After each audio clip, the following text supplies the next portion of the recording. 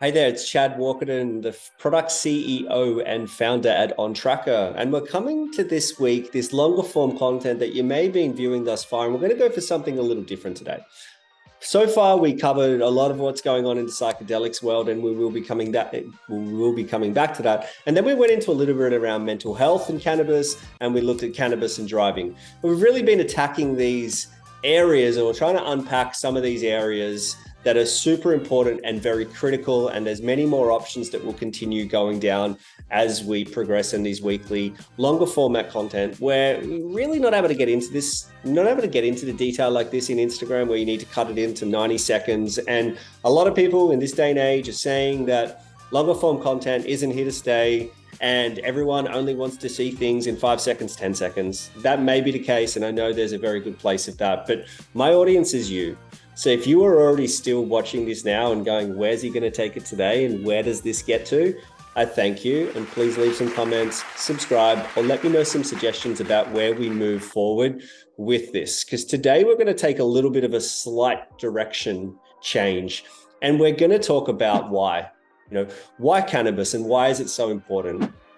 And I think it's critical for these longer format conversations to then be able to go into into detail like this, because we need to start talking about cannabis in a different way. We need to talk about mental health in a different way. We need to talk about psychedelics in a different way. And a conversation needs to shift. And to do that, I think it's about greater discourse and greater dialogue that can occur, and this longer format allows us to do that. The reason this came up is that last night I'm back in Australia, which is fantastic, by the way. And I went and did some yoga last night. I did hot yoga, and I was able to take a 1-to-1 oil before I went in, and I was feeling fantastic. And it was during that moment when I was like in a pose and the sweat is pouring off me, and I was not in a position where I was like, oh my gosh, I got to get off, my knees are burning or my legs are burning, I got to stop. I was there embracing the pain, embracing the challenge, and being able to lean deeper and deeper with the sweat pouring off me, and just in a position where I was at complete ease, but the medicine was already well on its way to having an effect on me, probably at its peak, and allowing me to just go harder, focus on that exercise, focus on those other aspects of health that don't get spoken about as much as they need to at the moment around cannabis. These conversations occur in terms of psychedelics when we start talking about things like a mystical experience and what a mystical experience is. You may have seen the wonderful documentary that was on Netflix and aired last year by Michael Pollan. If you haven't seen that, it's a 4 to 5 part series and wonderfully explores a lot of different plants and a lot of different stories that go around psychedelics. And central to the experience, as some of the literature is indicating at the moment, when we look at psychedelics in a macro dose, is that mystical experience is something which is a massive contributing factor to getting the symptom relief and to getting the change for different patient groups. That's happening in psychedelics, and it has been. But if we start talking about that in cannabis, that's when it seems to be a situation where many people don't want to go there. Now, they may not want to go there for several reasons, such as where is the money? And people see that with the adult rec market, as you keep on hearing me talk about. But it also could be because many people may not in this present day know what a mystical experience is. And if we're going to run a quick little search through ChatGPT, we're going to see that a mystical experience is a profound encounter with the divine or transcendent, characterized by a sense of unity, timelessness, and transformative insights that go beyond ordinary perception and understanding. It goes on to say that a mystical experience involves a deep connection to the sacred and often leads to a dissolution of the self and a profound sense of interconnectedness. Now, being mindful of that, you can probably see why it's not so accessible to the majority and the masses that are currently in the cannabis industry. I think if we went and had a look at legacy markets, and we had a look at many of the individuals that built this industry and that did a lot of that grunt work throughout extremely challenging times when they saw the light. They were feeling what many of us feel now, but they were the outliers way before many of us came to the situation they are now. I think that there would be a lot of connection with that experience, but that could probably be something that we can drill into another day to take it back to something that more people can connect with. I think it'd be helpful to share this tweet. So this tweet has got me thinking quite a lot, and it's made me come back to what got me started in cannabis, because what got me started was wellness. And while there's a connection to health and while there's a connection to medical, it is more a step of what is preventative.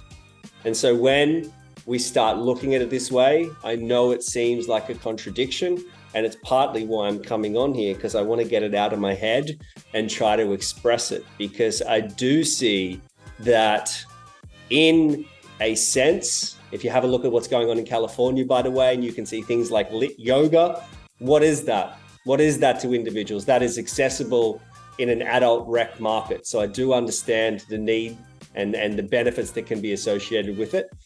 But at the same time, what needs changing? Is it the sense of how we define cannabis, or is it the sense of a bigger question around health and about how we're all living, breathing, playing in this day and age, if you see what I mean, and the introduction of cannabis, and if individuals are having that mystical experience while they are consuming cannabis that allows them to connect on a deeper level. My curiosity then is about what occurs for that individual, and does that then become a preventative factor that stops them potentially or prevents them from developing anxiety, depression, PTSD, etc., substance misuse, because what we have beforehand is connectedness. What we have then is a preventative strategy that may be able to come in and intervene from areas spilling out of control and then worsening to then become something which then gets clinically diagnosed. Yeah. Is that making sense? I'm putting it together myself right now, because the idea could be, is yoga healthcare, or is yoga a recreational activity? And that is a question that I know many are focusing on at the moment. But for me, it's worth coming and sharing this. And I do believe that doesn't deviate from the need, and this is a recent conversation that I'm having at the moment, does that, because I don't think it's a case that it's not black and white, yeah? It's not a case of, but Chad usually talks about clinical trials and the importance of cannabis as cannabis-based medicine. So why now can you talk about spirituality and yoga and cannabis? How does it all fit together? I think it fits together in a way to understand the complexities and different utility of what many of us share in common, and a belief in the benefits that can come from that. And so then it's about understanding the framework, which is essential to be able to ensure that many people have guidance, have protocols, have access, have quality, have support, have the right interventions around it. And it's a case of, well, what framework is best for that? And I've got my hypothesis around what's required. I think where we're going to go, I think we're going to go to an adult recreational market, and that's where we're going to get to. But increasingly, I see a conversation around wellness, which I think was around, and now I don't think it's as prevalent as it once was, right? But wellness is medical in some ways, but it's preventative at the starting point, because it can prevent individuals from developing a need to then get more a clinical intervention. And that said, how do we then, and there's a wonderful tweet that I'm going to share here, how do we then understand whether in fact these things are beneficial or not? And that is the need for research to come in over the top. Or it could just be a case, as mentioned, that there are so many market segments to cannabis, and this is where I increasingly think it's going to be in, and it's just knowing what you do, right?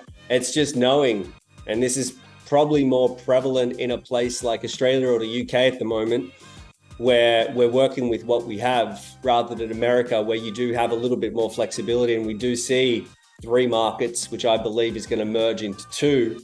And I'll share about that in another time, because I do think it's the clinical trials that are doing the slower, long work to then be able to ensure that patients have access in 3 to 5 years, while at the same time, individuals can consume their product, go engage in any accessible areas. You know, I'm the example that I gave last night, the example that I shared with you today around last night was around yoga, but that could be around anything. That could be around your creativity.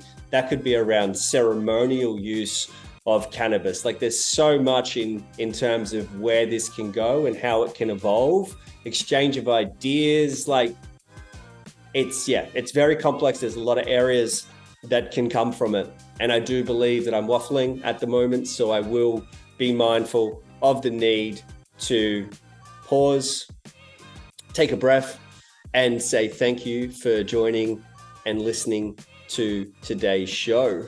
I think there's a great area to explore in terms of what is the future of cannabis and where does it go? And increasingly, I think I'm leaning towards a number of different market segments. But to conclude, cannabis as wellness, if we're taking that perspective for the weekend, and you are seeing this on the weekend, ideally you've dosed in the morning at the right level, where maybe you've then had a nice tea or a nice coffee to come into it as well. And if you pause and sit with that question of what does cannabis and wellness look like for you this weekend? Or what does it look like for you now? Or what does it look like for you in the next day? Where does that lead you? And then share some comments. If you aren't comfortable doing that in the public sphere, I would love to get an understanding about what your experiences are. Before I leave, one final point. We're doing a very interesting thing at the moment. We are looking at microdosing psilocybin, and we are speaking to a whole range of different individuals. And currently, we had an objective to speak to a small group of people, and we maxed out in, I think it was an hour. So then we thought, why don't we speak to more people and just try to gather some perspectives? Then we saw it was fairly segmented to one section of the population. So we've expanded that to ensure that there's diversity of ideas and diversity of input that's coming in. And we're starting to group together some really interesting patterns that we will share back, and we will be very transparent about what we are wanting to do and how we see microdosing psilocybin fit into this conversation right here, but also huge utility. So microdosing as a preventative factor, but also needing the clinical research around it to then support its widespread utility, and I guess the narrow focus which the research provides to give carers, to give people, to give patients, to give older people, to give potentially people with ADHD, to give to people that are struggling with procrastination, to give to people with an indication that depression is coming, to get, like, there's a whole range of different areas that we think this can fit into.